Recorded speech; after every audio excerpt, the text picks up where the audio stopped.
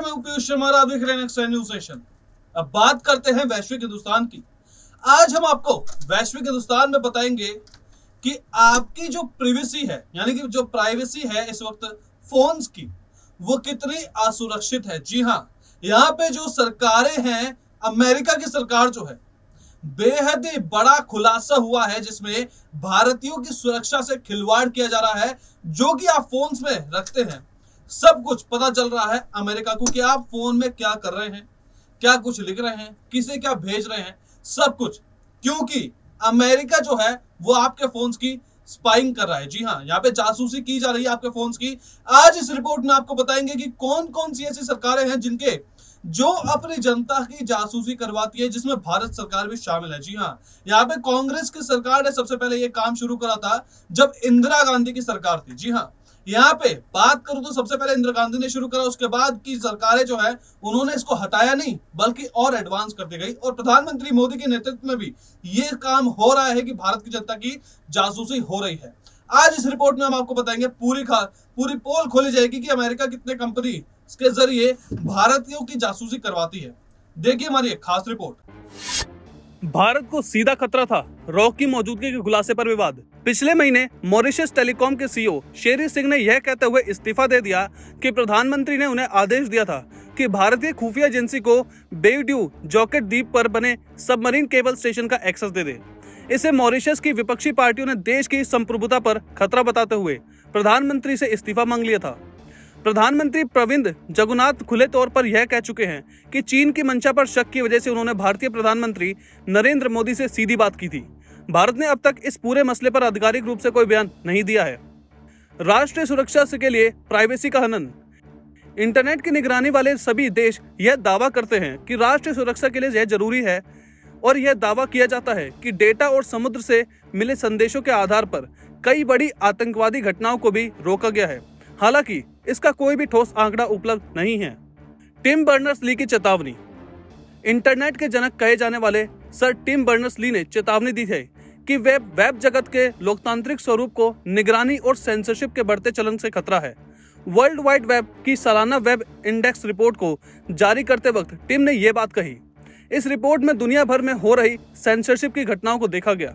Report में कहा गया कि सूची में शामिल 94% देश इंटरनेट पर की जा रही सरकारी एजेंसियों की दखलंदाजी पर जरूरी निगरानी नहीं रखते। रिपोर्ट में इस बात की ओर भी इशारा किया गया कि 30% देश राजनीतिक रूप से संवेदनशील आंकड़ों को या तो ब्लॉक कर देते हैं या फिर फिल्टर कर देते हैं। रिपोर्ट के अंत में सरकारी संस्थाओं की ओर से की जाने वाली जासूसी के जुड़े मौजूदा कानूनी प्रावधानों पर पुनर्विचार किए जाने की जरूरत बताई थी। टिम ने कहा कि इस साल के वेब इंडेक्स की सबसे उत्साहित करने वाली बात यह है कि इंटरनेट और सोशल मीडिया किस तरह से लोगों को संगठित होने, कार्रवाई करने और दुनिया में जहां कहीं भी कुछ गलत हो रहा है उसे सामने लाने के लिए प्रेरित कर रहे हैं। लेकिन कुछ सरकारें इससे डरी हुई हैं। निगरानी और सेंसरशिप के जरिए अब लोकतंत्र के भविष्य को डराया जा रहा है। अभिव्यक्ति की आज़ादी और निजता के मौलिक अधिकार को बचाने के लिए कड़े कदम उठाने की जरूरत है। Central monitoring system. भारत सरकार के 10 सेंट्रल एजेंसियों को देश के सभी कंप्यूटर्स और मॉनिटर्स और इंटरसेप्टर करने की क्षमता दी है। अब इन एजेंसियों के पास न सिर्फ ईमेल बल्कि आपके कंप्यूटर में रखा हर तरह का डेटा पर नजर हो सकती है। 3 मुख्य बातें, इंटरसेप्ट, मॉनिटर और डिस्क्रिप्ट। हालांकि ये चौंकाने वाला नहीं है, क्योंकि ऐसा पहले भी देखने को मिला था जब कांग्रेस की सरकार थी। तब सेंट्रल मॉनिटरिंग सिस्टम नाम की व्यवस्था थी जो अब एक रहस्य की तरह है। इंटरसेप्ट यानी आपके कंप्यूटर तक पहुंचने वाला डेटा कोई जांच एजेंसी इंटरसेप्ट करके ये पता लगा सकती है कि क्या बातचीत हो रही है, चाहे बातचीत वीडियो कॉल की शक्ल में हो या फिर ईमेल की तरह। मॉनिटरिंग यानी एजेंसी चाहे तो आपको कंप्यूटर तक पहुंचकर इसकी निगरानी कर सकती है, लगातार नजर बनाए रखेगी कि आप अपने कंप्यूटर पर क्या कर रहे हैं। डिस्क्रिप्शन यानी अगर आपका कम्युनिकेशन सिक्योर है या फिर आपने अपने डाटा को किसी तरह से सिक्योर करके रखा है तो एजेंसी इसे एनक्रिप्ट करके इसमें सारी जानकारियां इकट्ठा कर सकती है। आप जहां से इंटरनेट खरीदते हैं वो इंटरनेट सर्विस प्रोवाइडर आपकी जानकारियां, आपकी यूसेज हिस्ट्री सरकारी एजेंसी को दे सकती है। यह आदेश में कहा गया है कि इससे पिछले सरकार ने नेशनल सिक्योरिटी का हवाला दिया था।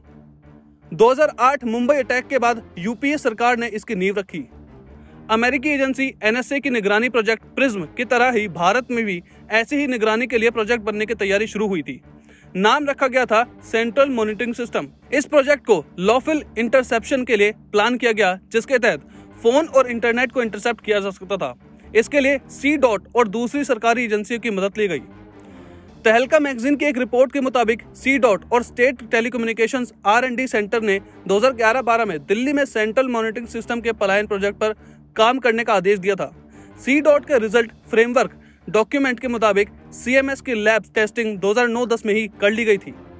दिसंबर 2012 में तब के MOS कम्युनिकेशन और IT मिलिंद देवड़ा ने लोकसभा में कहा था कि इस सिस्टम का डेवलपमेंट वर्क मोटे तौर पर हो चुका है। पायलट प्रोजेक्ट 30 सितंबर 2011 को दिल्ली में पूरा कर लिया जाए, जहां C-DOT ने 2 ISF सर्वर इंस्टॉल कर दिए थे।